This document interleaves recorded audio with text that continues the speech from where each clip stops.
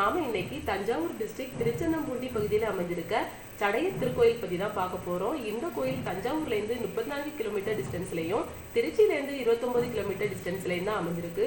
இந்த கோயில் எக்ஸாக்டா கொள்ளிடம் ஆற்றங்கரையை ஒட்டியபடி இருக்கக்கூடிய ரோடு பக்கத்துல இருக்கக்கூடிய ஃபார்மிங் லேண்டுக்குள்ள தான் அமைஞ்சிருக்கு. அதனால இந்த கோயிலை நம்ம ரீச் பண்றதா இருந்தா கார்லயோ இல்லைன்னா 2 வீலர்லயோ தான் போக முடியும். இந்த கோயில் முழுவதுமாக புதையுண்டு ரீசெண்டாக கண்டெடுக்கப்பட்டு வழிபாடுகள் மேற்கொள்ளப்படுது.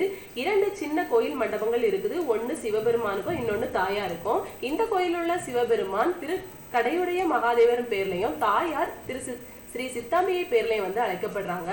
சிவபெருமான் சன்னதியில உள்ள லிங்கத்தோட திருமேனி முழுவதும் பாத்தீங்கன்னா சடை வடிவங்கள் நிறைந்து காணப்படுவதனால இந்த சிவபெருமான் வந்து சடையர்ன் பேர்ல வந்து அழைக்கப்படுறாங்க.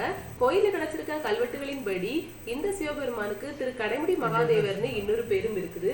இந்த கோயில 21 கல்வெட்டுகள் வந்து கிடைக்கப்பட்டிருக்குது. கோயிலுக்கு யாரெல்லாம் பொன் வழங்கியிருக்காங்க, கோயிலை யார் கட்டிருக்காங்க அப்படிங்கிற டீடைல்ஸ் வந்து அதுல குறிப்பிடப்பட்டிருக்கு. சித்தாம்பிகை தாயாரோட சன்னதியில தாயார் மேல் வல இடக்கரங்கள்ல சங்கு கதை தாங்கியபடியும் கீழ் இடக்கரங்கள்ல அபய வரத ஹஸ்த முத்திரைகளுடன் நமக்கு அருள்பாலிக்கிறாங்க.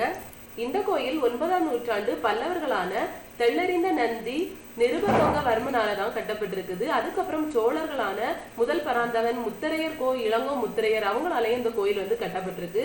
இந்த கோயிலோட சிறப்பம்சமா கருதப்படுறது என்னன்னு பாத்தீங்கன்னா, மகாதேவர் கோயிலான இந்த கோயில்ல ராமாயண காட்சிகளை சிற்பங்களா வடிவமைச்சிருக்கிறது தான். சீதை வந்து இலங்கையில சிறைப்பட்டிருக்க மாதிரி இருக்கு காட்சி, ராமாயண போர் அப்படின்னு எல்லாமே தத்ரூபமான சிலைகளா இங்க செதுக்கப்பட்டிருக்கு. திருஞான சம்பந்தர் தேவாரத்துல இந்த கோயிலை பற்றி பாடலும் பாடியிருக்காங்க.